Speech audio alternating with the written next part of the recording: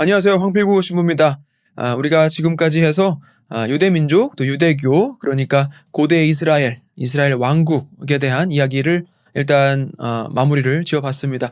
특히 지난 시간에는 다윗 왕의 수많은 업적들 중에서 먼저 주변 국가들을 정복해서 영토를 넓히고 또 중요하게는 예루살렘을 수도로 정했다라는 거, 그리고 예루살렘이 지금까지도 그렇게 어떤 상징적이고도 이상적인 곳이 될 수 있게 했다는 거, 그러면서 성전 건축을 준비했다는 것까지 알아둬야 한다라고 했고, 그래서 아들인 솔로몬 왕 재위 기간에는 이스라엘이 전성기를 누릴 수 있었다는 것도 알게 됐습니다. 영토도 가장 넓었다고 했죠. 주변국들을 점령해버리거나 아니면 동맹을 맺거나 했는데, 그 과정에서 솔로몬은 후궁을 포함해서 1000명의 부인을 들이게 됐는데, 문제는 그들의 종교까지는 어쩔 수가 없었다는 거였죠. 더 큰 문제는 결국 솔로몬 본인조차도 우상 숭배를 하게 되는 아주 큰 죄를 범했고, 그 대가로 그의 아들 때에 가서는 국가가 분열을 겪게 됩니다. 북쪽 이스라엘 왕국은 여로보암, 남쪽 유다 왕국은 르호보암이 다스리죠. 북쪽 이스라엘 왕국은 아시리아에게 멸망을 당하고 기원전 722년에 말살 정책에 의해서 혼혈도 생겨나는데 바로 사마리아인이다라고 했어요. 남쪽 유다 왕국은 바빌로니아에 멸망을 당하는데 기원전 586년이에요. 바빌로니아가 페르시아에게 멸망당하기 전까지 유대인들은 그렇게 약속된 땅을 떠나서 바빌론에서 50년 정도 포로 생활을 했는데, 그걸 흔히 바빌론 유수라고 하죠. 이후에 포로 생활을 마치고 돌아온 유대인들은 뭔가 조금 달라져 있었어요. 스스로를 고립시켰고 다른 민족에게는 좀 배타적이 되어버렸어요. 이전까지는 성전과 제사장 중심의 종교였던 유대교가 성전을 잃은 후에는 율법 중심의 유대교가 됩니다. 유수를 마치고 돌아와서는 에스라와 느헤미야가 토라를 정비해요. 즉 성경을 체계적으로 정리, 문헌화하는 작업을 거의 마무리한 것이죠. 자, 여기까지 이야기를 해봤는데 어떻게 정리가 조금 되시죠? 자, 우리가 복음서를 읽으면서 바리사이들과 예수님과의 대립 장면을 많이 보는데, 율법 또 안식일을 지키는 것 등등 뭐 이런 문제들이 되게 이슈가 되죠. 근데 왜 그렇게 율법하고 안식을 하는가 했더니 그들의 역사를 보니까 거기에 힌트가 있더라는 거예요. 자, 이러한 일들이 있었구나. 그래서 그랬구나라는 걸 조금은 알 수가 있는 거죠. 그들 입장에서 그들의 통치자는 하느님 그분 한 분뿐이시고 인간이 하느님의 역할을 할 수 없다는 것을 그들 역사를 통해서 아주 굳게 믿고 있는 것인데, 감히 죄를 용서하거나 치유의 기적을 행하는, 마치 하느님만 할 수 있는 행동을 하는 이 예수라는 인물을 절대로 받아들일 수가 없었던 거예요. 자, 이렇게 전혀 이해할 수 없을 것 같은 문화, 혹은 절대로 받아들일 수 없을 것 같은 사람도 가만히 이야기를 들어보면 한편으로 어느 정도는 이해할 수가 있어요. 제가 한국을 떠나서 여기 미국 뉴욕에 자리를 잡아야겠다고 마음먹은 가장 큰 이유라고도 할 수 있을 것 같아요. 다양성이 존재하는 세상, 그 안에서 수많은 각자의 다름을 경험하면서 진정한 나 자신을 발견하고 그것이 나를 성장하게 만들어준다고 저는 믿었어요. 그러니 나와 다르다고 해서 무조건 비관적인 시선으로 볼 이유는 없다는 거죠. 쟤는 왜 저렇게 말을 할까? 왜 저딴 식으로 행동을 할까라고 할 수도 있지만, 그럴 수 있다. 뭔가 이유가 있지 않을까 하면서 한 번쯤은 바라보는 자세, 내가 아는 상식이 아닐 수도 있다. 나도 언제든 틀릴 수 있다라는 생각과 유연한 사고를 가지고 상대방과 대화를 하고 또 배우려는 자세가 중요하다고 생각합니다. 자, 그래서 오늘부터는 고대 그리스의 역사를 살펴보겠습니다. 그리스에 대해서는 할 이야기가 너무 많아요. 그리스 하면 벌써 떠오르는 분야가 굉장히 많죠. 그리스 신화, 전쟁, 미술, 음악, 건축, 문학, 철학까지. 그래도 가능하면 굵직한 맥락에서 흥미로운 부분들 위주로 우리가 교회사를 이해하는 데 도움이 될 만한 것들을 중점적으로 살펴보도록 하겠습니다. 자, 지금 같으면 세상 돌아가는 일을 어떻게 알죠? 사실 너무 쉽고 빠르죠. 신문이나 TV를 보던 시대도 이제 이미 갔어요. 스마트폰에 다 떠요. 정치, 경제, 문화, 각종 사건, 사고, 누가 어쨌더라 저쨌더라 아주 간편하게 전해 들을 수가 있지만, 고대에는 어떤 이야기가 전달되는 방식이 당연히 조금 달랐겠죠. 책조차도 흔하지 않았고 모두가 글을 읽을 수 있었던 것도 아니었단 말이에요.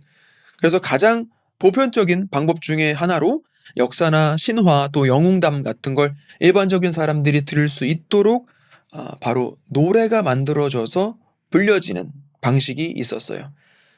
옛 그리스 시인들도 마찬가지로 고대 영웅들의 투장과 희생 또 그들의 이루어낸 위협들을 노래로 만들어서 부르곤 했던 거예요. 바다와 육지를 가르고 스스로의 힘 또 신들의 힘과 지혜를 얻어서 도시들을 정복하고 거인들을 무찌르는 이야기, 바로 트로이 전쟁의 이야기죠. 트로이 전쟁. 그리스 신화를 보면 제우스를 비롯한 여러 신들이 살고 있는 그 올림푸스에서 여신들 중 가장 아름다운 여인을 뽑는 대회가 열립니다. 거기에 파리스라는 트로이의 양치기가 아프로디테한테 황금 사과를 줘요. 그렇게 아프로디테의 도움을 받아서 파리스는 미녀 헬레네를 납치합니다. 헬레네는 그리스의 왕 메넬라오스의 아내였어요. 그래서 강력한 그리스의 군대에 내노라 하는 영웅들이 나서서는 그 빼앗긴 미녀를 되찾자 하면서 배를 타고 트로이로 가는 거예요. 아킬레우스, 아가멤논, 오디세우스, 아이아스 이런 영웅들의 이름들 아마 들어보셨을 거예요. 이런 영웅들이 함께 그리스 편에 서서 트로이의 프리아모스 왕 아들인 헥토르랑 파리스에 대항해서 싸우는 거예요. 그렇게 그리스군이 10년에 걸쳐서 트로이를 공격합니다. 결국 트로이의 요새는 무너지고 불타서 사라져 버렸다고 해요.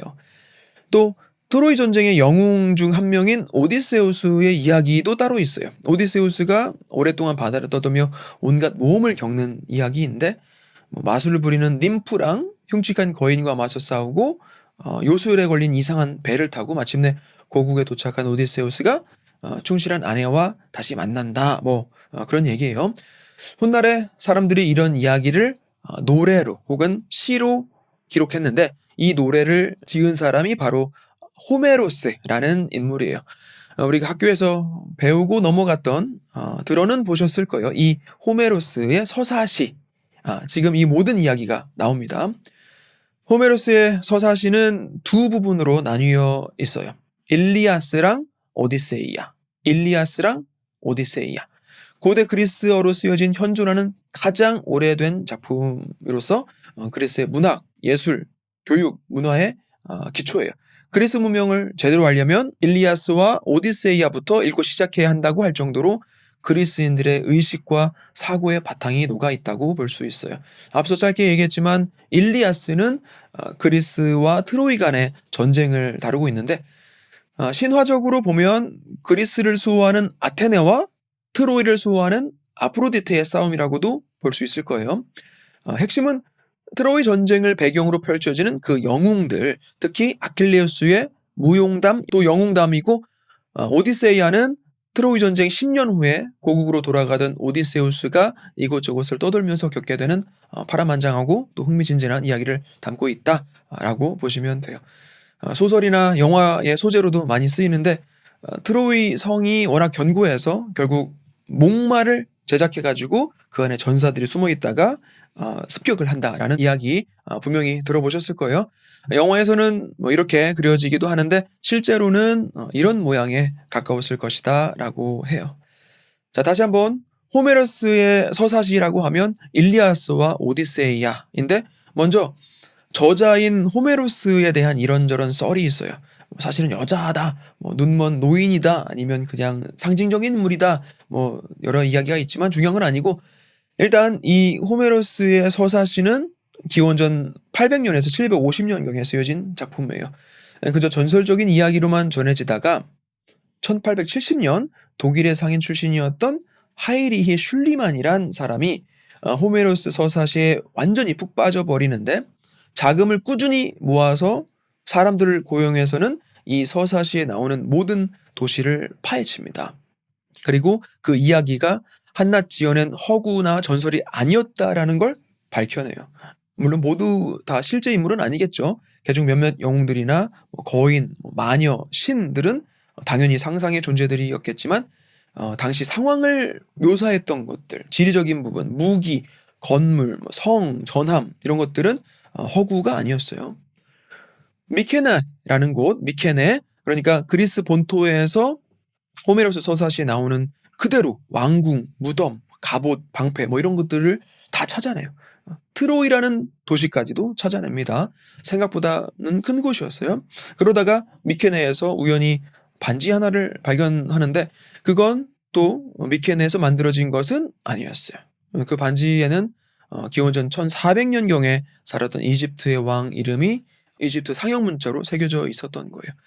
그리고 그 밖에 다른 유물들을 자세히 연구해 봤더니 그 시기에는 어떤 다른 민족도 살고 있었는데 근방의 다른 국가들하고도 교류를 활발히 하고 또 엄청난 부를 누렸을 것이다 라고 보여지는 거예요. 이집트처럼 통일 왕국은 아니었지만 수많은 왕들이 소규모의 요새 도시들을 다스렸었다라는 걸 알 수 있었어요. 페니키아처럼 해양 민족이었지만 무역보다는 전쟁에 주력했다라고 보여져요.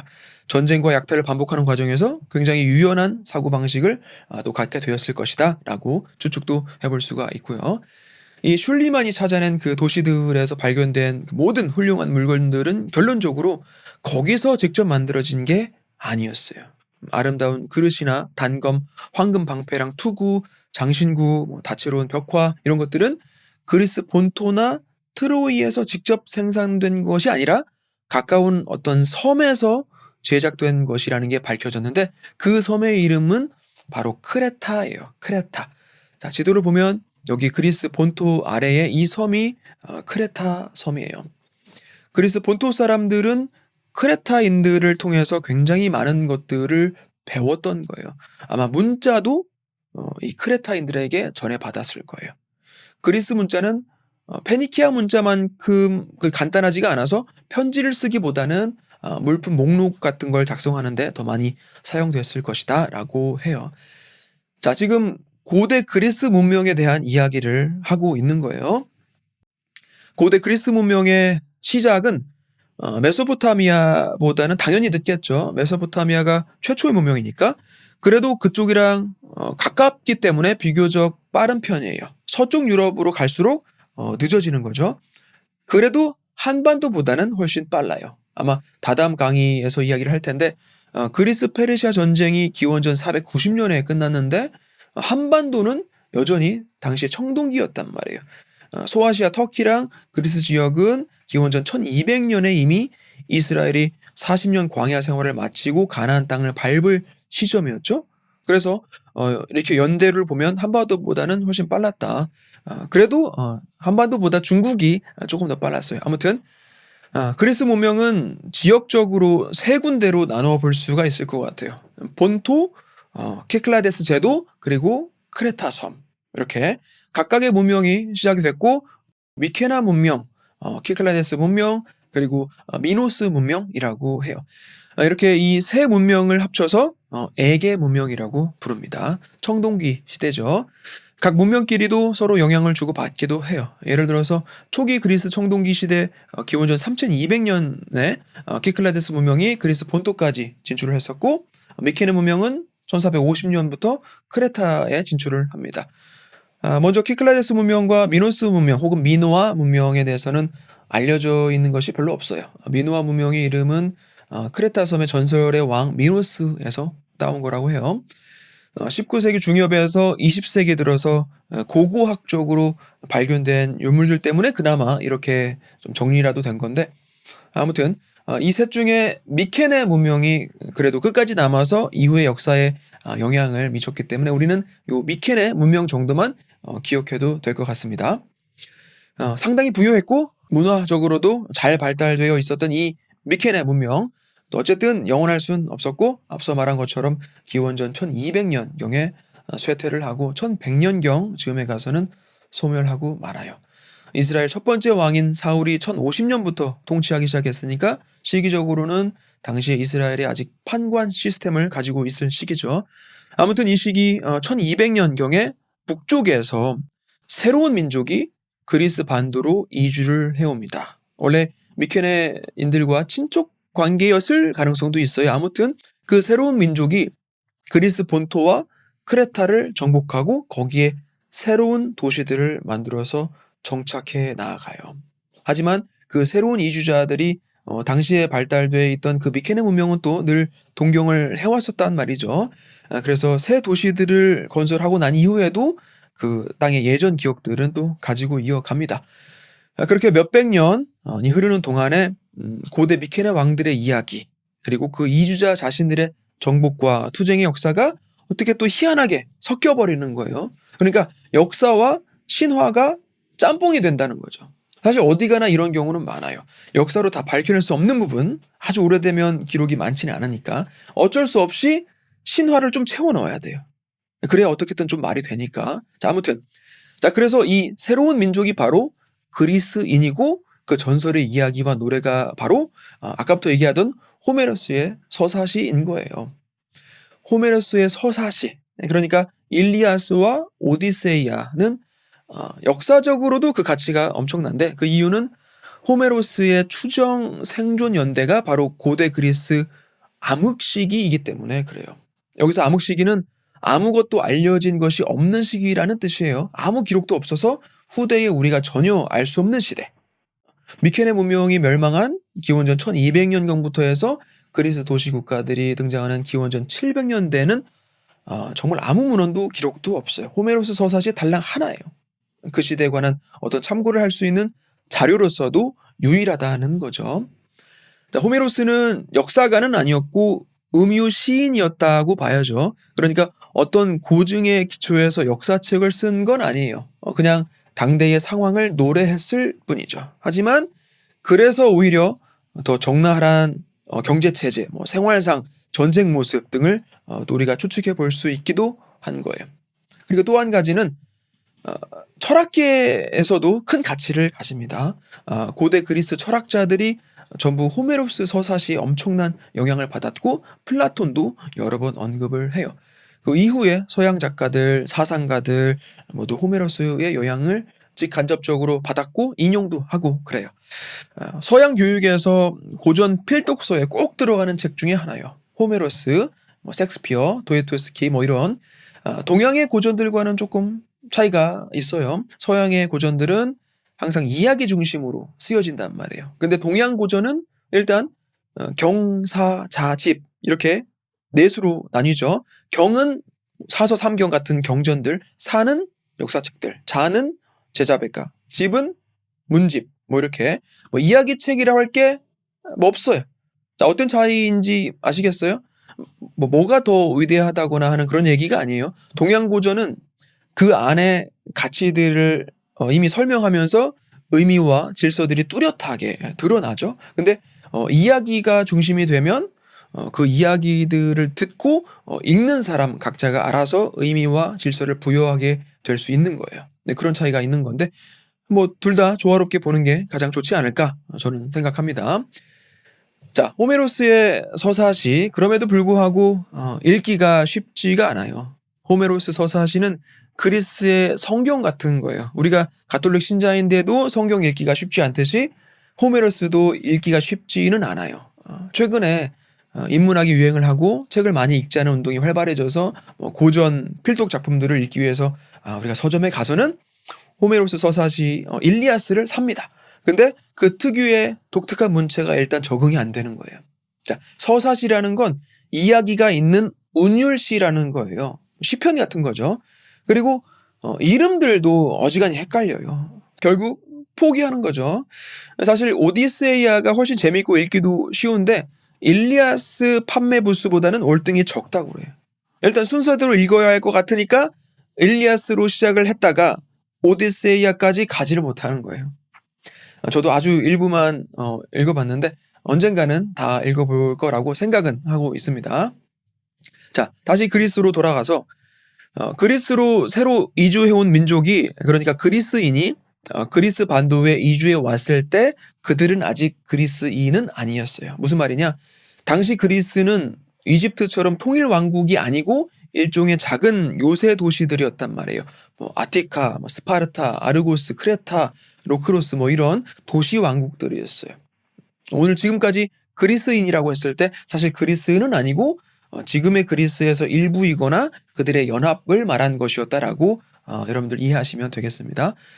자, 그래서 이들이 그리스 반도에 내려왔을 때부터 이미 여러 부족으로 나뉘어 있었고 언어도 각자 달랐어요. 각 부족은 당연히 다른 족장들을 따르고 있었겠죠. 우리 아메리카 원주민도 수족, 모히칸족 이렇게 여러 부족이 있던 것처럼 북쪽에서 그리스로 내려온 민족들도 다 달랐다고요. 도리아인, 이오니아인, 에올리아인 이렇게 다 다양했어요. 공통점이라고 하면 청동으로 무기를 만들 수 있었고 또 잘 싸웠어요. 제일 먼저 내려온 부족은 도리아인이었어요. 그리스 반도의 최남단 단풍잎처럼 생긴 펠로폰네소스 반도까지 내려와서 거기 토착민들을 정복하고는 스파르타라는 도시에 자리를 잡아요. 그 다음에 이주해온 부족은 이오니아인이라고 하는데 펠로폰네소스 반도의 북부, 그러니까 아티카 반도에 터를 잡습니다. 포도와 곡식, 올리브 재배하고 도시를 건설해서는 아테네라는 여신에게 제사를 올렸어요. 아테네는 호메로스 서사시에도 나오는 오디세우스 편을 들어서 도와주던 여신이에요.